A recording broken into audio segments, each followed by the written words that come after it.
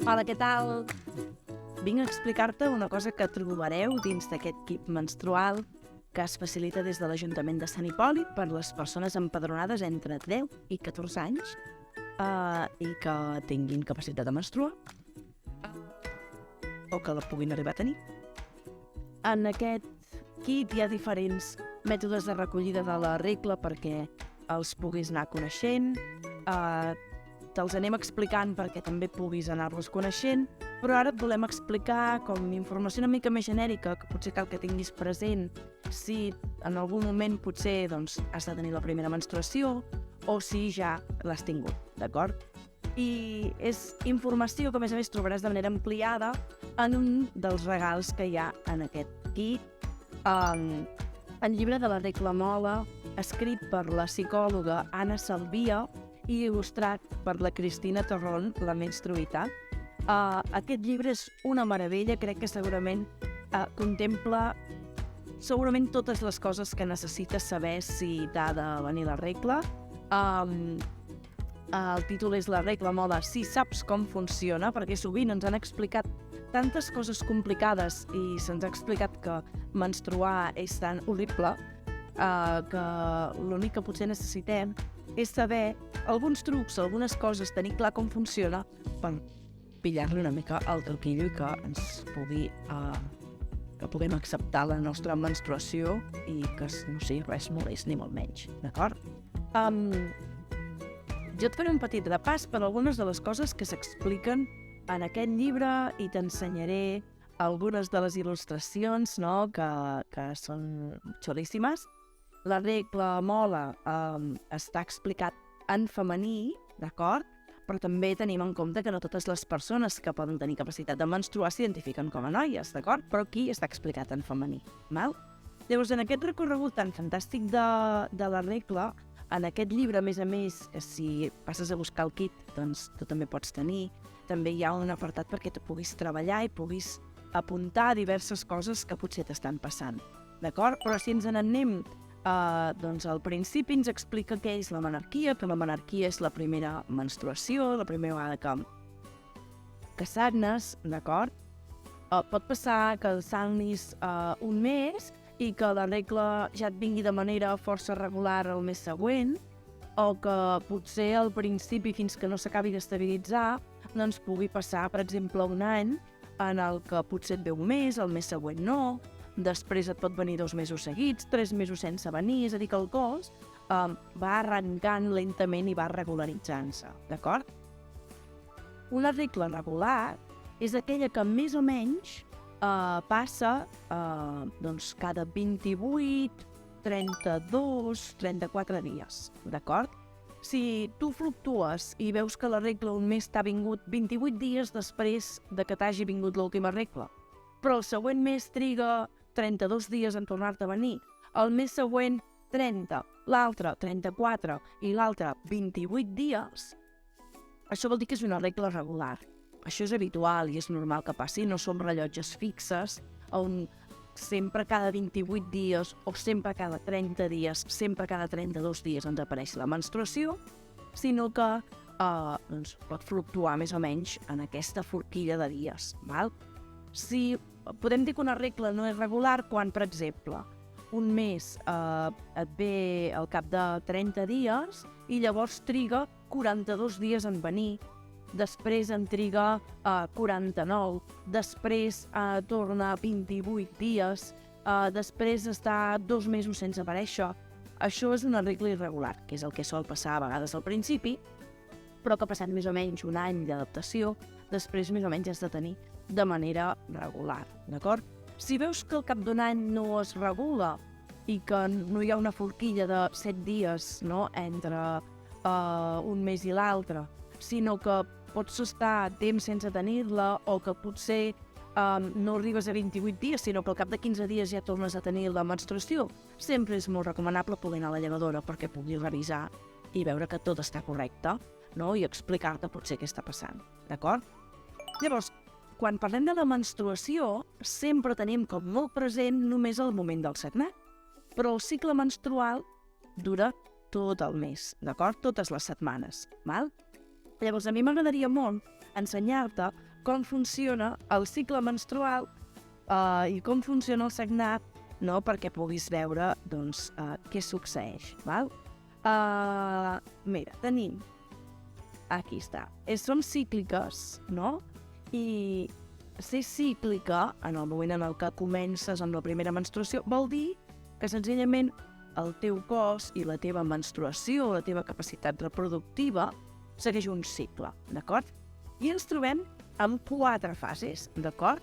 La fase preovulatòria, que és la de després de la menstruació, que és quan el coll de l'úter es tanca i no deixa que hi surti res més, d'acord?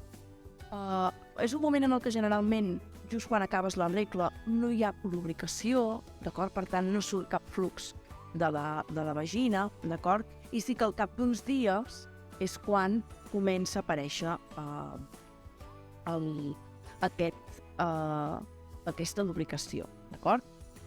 Fase preovulatòria. Després ens n'anem a la fase ovulatòria, que aquí és quan comença l'ovulació, és quan l'òvul surt de l'ovari, d'acord? I es dedica a fer el recorregut per la trompa uterina, i més o menys té una vida de 24 hores, d'acord? Llavors, en aquest moment, sí que hi pot haver-hi una mica de lubricació, d'acord? I és aquest moment en el que l'endometri, que és una capa que recobreix l'úter, d'acord, es va fent més i més gruixuda, val? Llavors tenim la fase premenstrual, que és just abans de la regla. En aquest cas, doncs, tenim el coll de l'úter molt tancadet, d'acord? Segueix tancadet. Pot aparèixer una mica de flux quan al final de la fase premenstrual el coll de l'úter comença a obrir-se per deixar passar el sagnat, d'acord? I l'endometri, que és la capa que recobreix l'úter, doncs està molt, molt gruixut, d'acord? Fins que arribem a la fase menstrual, que és quan apareix la regla, el sagnat, que és quan el coll de l'úter, que és el coll de l'úter comunica la vagina amb l'úter, doncs s'obre, d'acord? I deixa passar el sagnat i també deixa passar una lubricació com molt més evident, que moltes vegades no detectem perquè queda camuflada per la sang, però si ens hi fixem, per exemple, si utilitzeu la copa menstrual, una de les coses que succeeix és que en la copa la sang s'acumula, però hi ha com una capa a sobre transparent, que és la d'aquesta lubricació, aquest moc cervical, d'acord? I llavors aquí tenim aquestes fases. Què ens pot passar en aquestes fases, val?